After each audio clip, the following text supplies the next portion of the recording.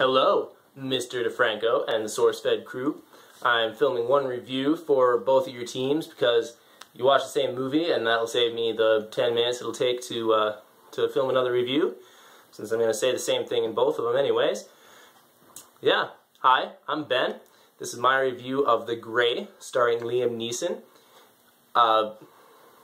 First impressions, I was a little wary at first. It seemed like it started out kind of slow. When I got into the movie a little farther, I found out that they did that so you really start to feel for Liam Neeson's character, feel kind of the pain he's going through.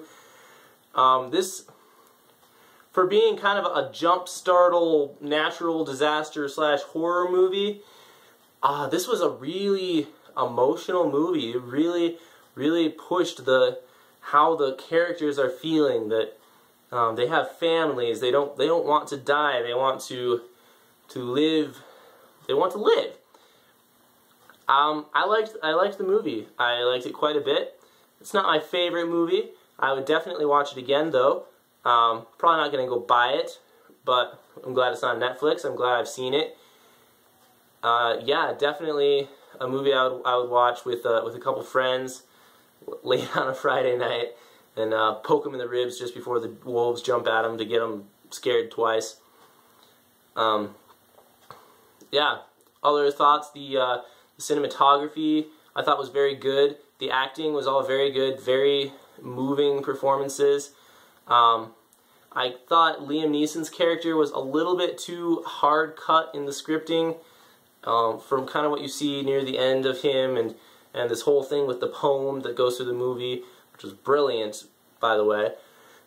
He seems like he's got a little more heart and a little more feeling than he actually lets on. So I thought maybe, you know, he gets on one of the other survivors for just playing macho.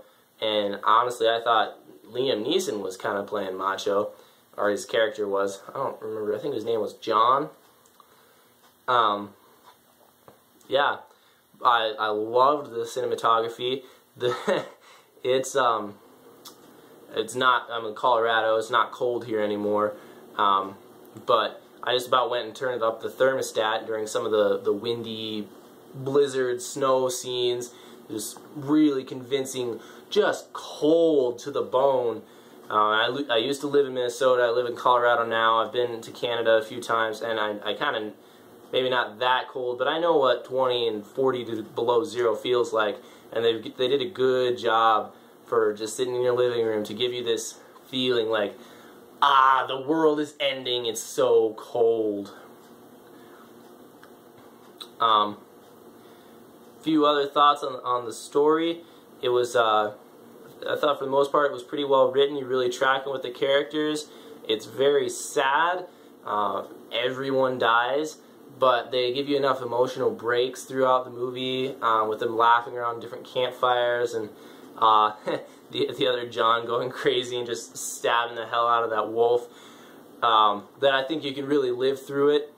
I wouldn't recommend it for someone who's really attached to movies or to characters, or who scares really easily. Also, it does have quite a bit of language, but other than that, it's pretty clean. I really liked the sets, and where they filmed. The trees, the wolves, it looks like they were CGI, or at least for the most part, and they did a great job. They looked realistic. I have seen wolves usually in the zoo, but pretty close up, and they looked like the ones I remember. Beautiful creatures, just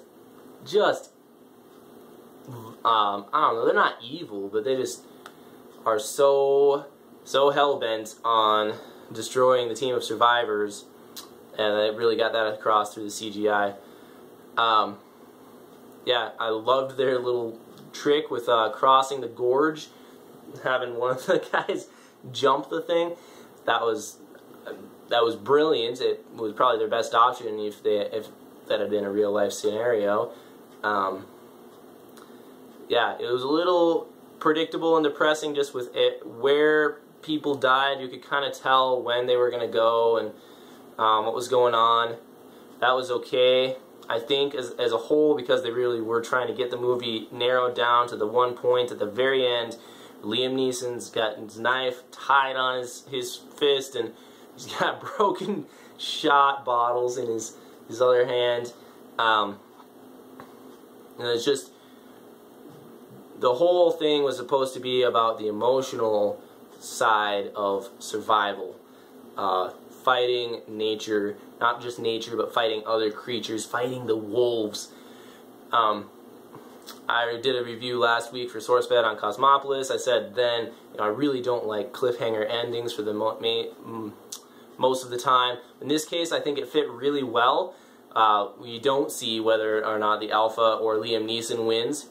I think in the end it doesn't matter, because the movie is about survival, because Liam Neeson is soaked and exhausted and alone, and it's freezing, and whether or not he wins, he's probably going to die anyway.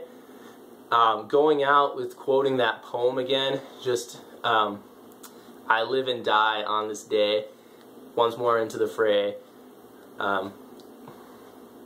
Beautiful. I really liked the way they had the soundtrack play to it. It's an intense scene, but it's not like building intensity, it's like feeling intensity. All in all, I liked the movie.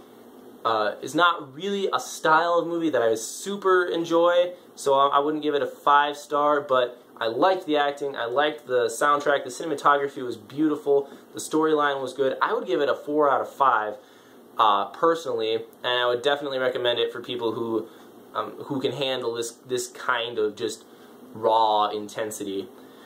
Yeah, so I guess that's all I have for my review.